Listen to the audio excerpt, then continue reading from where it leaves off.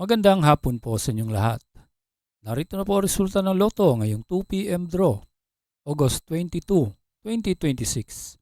Para sa mga games na 2D Lotto at 3D Lotto.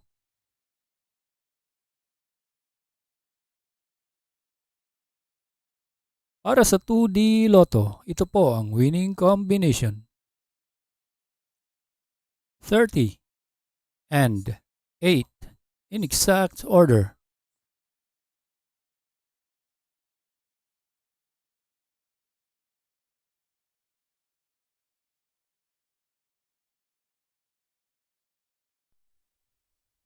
Kung bago ka pa lang sa aking channel, pwede kang mag-like, share, at subscribe para updated kayo sa mga PCSO lottery results araw-araw.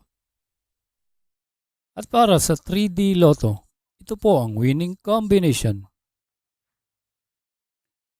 0, 5, and 8 in exact order.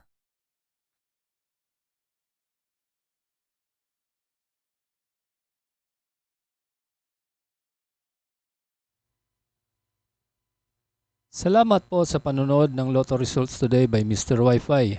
Good luck at maglaro ng responsable. Huwag kalimutang mag-like, share at subscribe.